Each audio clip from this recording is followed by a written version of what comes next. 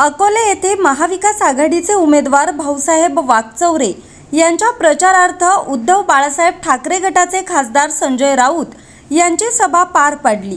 मात्र या सभेत राष्ट्रवादी काँग्रेस पक्ष, शरद पवार गटाचे युवा नेते अमित भांगरे यांनी अजित पवार गटाचे आमदार लहामटे यांच्यावर भ्रष्टाचाराचे आरोप करत टीका केली आहे। पाहूया युवा नेते अमित भांगरे यांनी काय टीका केली। आले का नाही आपल्या तालुक्यात घेतलं का नाही 50 खोके? आपल्या राऊतच्या आमच्या आमदारांनी 50 खोके घेतले आणि पवार साहेबांना सोडून गेले।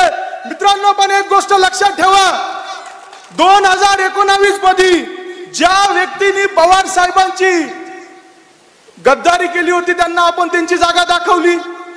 राऊत साहेब इथं पवार साहेबांच्या पुण्याईनी, या लोकांच्या पैशानी, आशीर्वादानी आम्ही 19 ला बदल केला आणि बदल केला आणि काय बघितलं, 2023 मध्ये यांनी कुठेतरी खोके घेतले, लवाळीला खोके घेतले आणि सकाळी कुठेतरी अजितदादांच्या मांडीला मांडी लावून बसले। परंतु आज खात्रीशीर तुम्हाला मी शब्द लिहून घ्या माझा, 2024 ला ज्यांनी काय आपल्या पवार साहेबांसोबत, तुमच्या आमच्या सोबत प्रकारना केली आहे, गद्दारी केली आहे, त्यांना जागा दाखवल्याशिवाय आपण राहणार नाही। कारण की ज्या वेळेस मी तालुक्यातील दौरे केले त्यावेळेस युवकांमध्ये प्रचंड चीड आहे।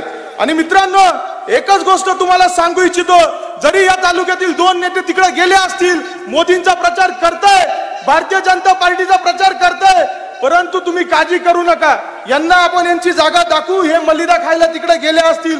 आता आमदार किरण लहामटे युवा नेते अमित भांगरे यांना कसं उत्तर देणार हे आगामी काळात पाहायला लागणार आहे। मात्र कधी काळी युवा नेते महाविकास आघाडीत आमदार किरण लहामटे होते तेव्हा त्यांचं कौतुक अमित भांगरे करत होते, हे विसरून अकोलेकरांना चालणार नाही। यामुळे राजकारणात आपलं पारडं जड दाखवण्यासाठी कोण कधी कोणावर टीका करेल हे सांगता येणार नाही। न्यूज सह्याद्री एक्सप्रेससाठी संपादक भाऊसाहेब साळवे, अकोले।